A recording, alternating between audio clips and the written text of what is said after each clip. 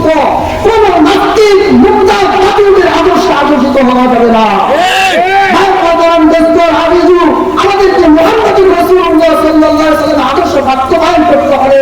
প্রত্যেকটা মুসলমানের কর্তব্য হলো আমাদের সুন্নতকে জিন্দা করা, আমাদের সুন্নত মোতাবেক জীবন যাপন করা। যদি কোনো ভাই সুন্নত মোতাবেক করে তাকে সহযোগিতা করা। ভাই মহতারাম দোস্ত আজিজু, খাইবারের যুদ্ধের দিন হযরত আলী রাদিয়াল্লাহু তাআলা আনহু কথা করছিলেন, বর্ণনা হয়ে গেছিল মুহাম্মদুর রাসূলুল্লাহ সাল্লাল্লাহু আলাইহি ওয়াসাল্লাম তার মুখের লালা একটু চোখের মধ্যে হযরত আলী রাদিয়াল্লাহু তাআলা আনহু চোখের মধ্যে লাগাই দিয়েছেন।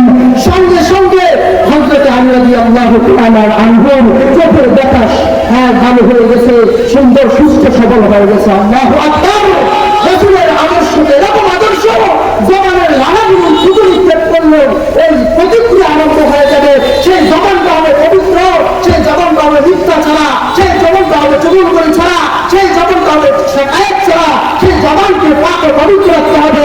এটা হলো মুহাম্মদুর রাসূলুল্লাহ সাল্লাল্লাহু আলাইহি ওয়াসাল্লামের আদর্শ।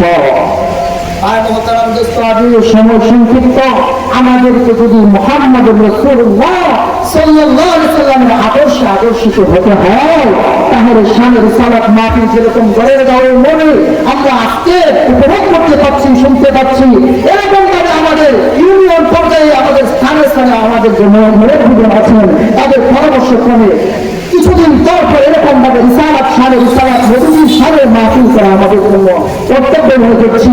এজন্য আমাদের সেই যে ঘরের যে ফাজাইলে আমলের তালিম করা হয়, এই আমলের ফাজাইলে তালিমের পাশাপাশি যদি মুহাম্মদুর রাসূলুল্লাহ সাল্লাল্লাহু আলাইহি ওয়াসাল্লামের জীবনকে পাশে রাখা যায়, সপ্তাহে একদিন দুইদিন আমরা যে পাঠ করি, তাহলে বোঝা যাবে হাকায়েতে সাহাবা, তাকলিদে দ্বীন, তারপরে আমরা ফাজাইলে নামাজ, ফাজাইলে জিকির ইত্যাদি ফাজাইল যে আমরা তেলাওয়াত করি, এগুলো তো রাসূল এবং আল্লাহ তাআলার বাণী থেকে আনা হয়েছে।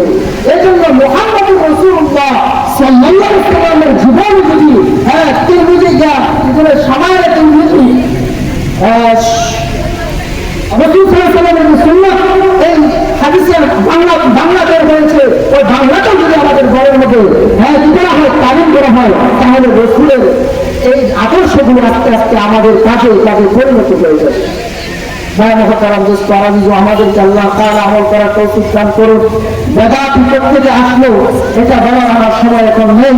বেদাত যুগকে জুলুস যারা উদযাপন করে তাদেরকে শুনে রাখতে হবে, শুনে রাখো। মুসলমান গর্জে উঠেছে, তোমরা যুগকে জুলুস পালন করে দিতে থাকতে পারবে না, কথা বলেন ঠিক কিনা? মুসলমান উলামায়ে কেরাম ঐক্য গ্রহণ করেছে, সুতরাং তোমরা কান খুলে শুনে রাখো। যুগকে জুলুস করে বেদাত মতলব চলে হতে যাওয়া হবে না। নাসরুল্লাহ ওয়া ফাতহুন করিম।